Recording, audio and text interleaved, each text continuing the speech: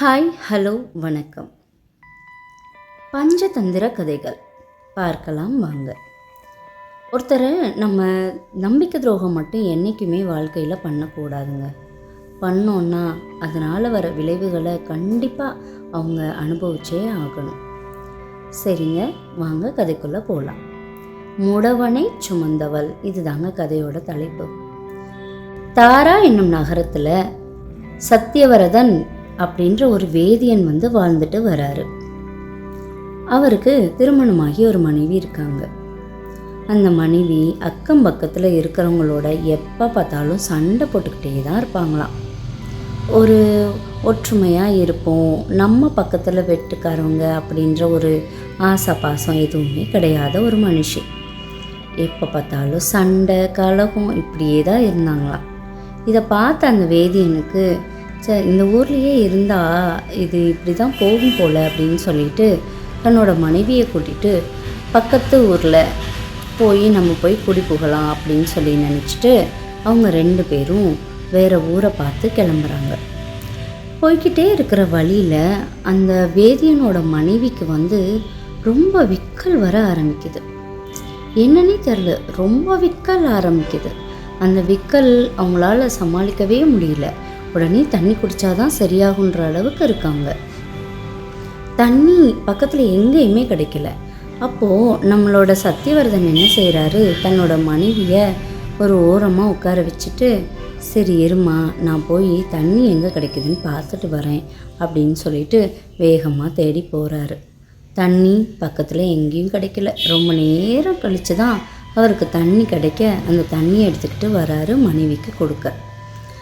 அப்போ அந்த மனைவி அந்த தண்ணியை குடிக்கிறதுக்கு முன்னாடியே அவங்க உயிர் அவங்களோட உடம்பை விட்டு போயிடுது.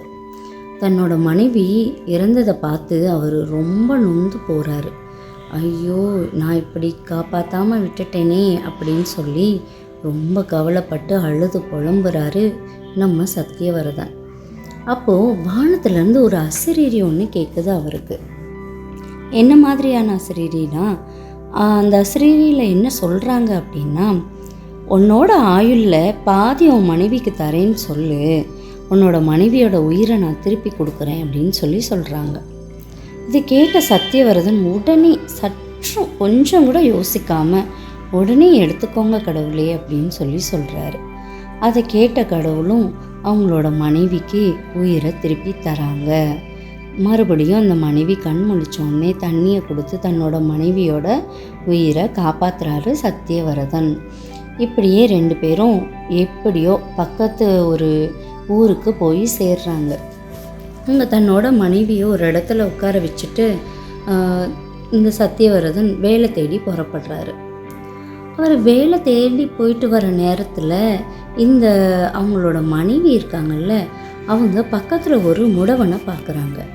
அவருக்கு நடக்க முடியாமல் இருக்கிறாரு. அந்த முடவனை பார்த்து அவர் பாட்டு பாடுறது கேட்டு அவரோட மயங்கிடுறாங்க. அதாவது அவரோட பாட்டோட இனிமேல் அவர் மயங்கி போயிடுறாங்க அந்த மனைவி. இதை பார்த்து அந்த மனைவியோட பக்கத்தில் முடவன் உட்கார்ந்துருக்கிறத பார்த்த நம்ம சத்தியவரதன் அவருக்கு துளி கூட சந்தேகம் கூட வரல தன்னோட மனைவி மேலே. சரி, மனைவியோடனே கேட்குறாங்க, நம்மளோட இவரையும் கூட்டிகிட்டு போகுமா, அவருக்கும் யாரும் இல்லை போல் அப்படின்னு சொன்னோடனே சரின்னு 3 பேருமா சேர்ந்து ஒரு இடத்துல தங்கலான்னு போகிறாங்க. போய்கிட்டுருக்கிற வழியில் ஒரு பெரிய கிணறு ஒன்று இருக்குது. அதை பார்த்த மனைவி தன்னோட கணவனை அந்த கிணத்துக்குள்ளே போட்டு தள்ளி விட்டுறாங்க. ஐயோ, இப்படி செஞ்சிட்டாலே இவ அப்படின்னு ஆச்சரியப்படுறதுக்குள்ளே அந்த முடவனை பக்கத்தில் இருக்கிற ஒரு பெட்டி கூட மாதிரி இருக்குது, அதை தூக்கி உட்கார வச்சுட்டு தலையில் சுமந்துக்கிட்டே நடந்து போயிடுறாங்க அந்த மனைவி.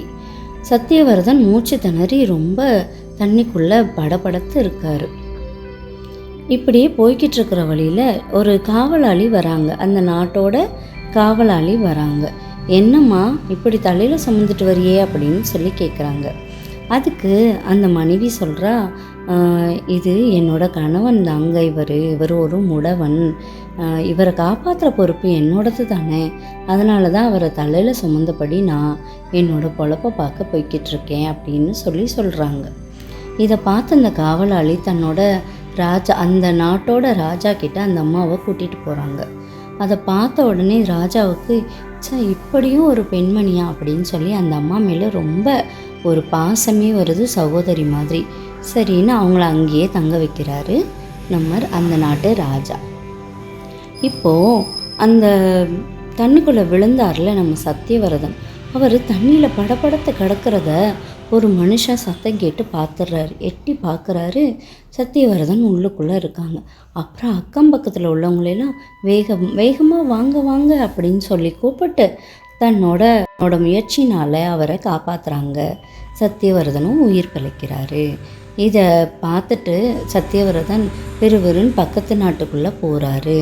போயிட்டுருக்கும்போது அவர் போகிறத அந்த மனைவி பார்த்துடுறா. அப்போ அங்கே இருக்கிற காவலாளிகிட்ட போய் சொல்கிறா, இதோ போகிறானே இந்த ஆள் தான் என்னையும் என் புருஷனையும் கொல்ல பார்க்குறான், எப்படினாலும் இவனை கொன்றுங்க அப்படின்னு சொல்லி சொல்கிறா. இது பார்த்தோன்னே அந்த காவலாளி அந்த சத்தியவிரதனை பிடிச்சிட்டு போய் அரசன் முன்னாடி நிப்பாட்டுறாங்க. அப்போது அரசன்கிட்ட சத்தியவிரதன் எல்லா உண்மையும் சொல்கிறாரு.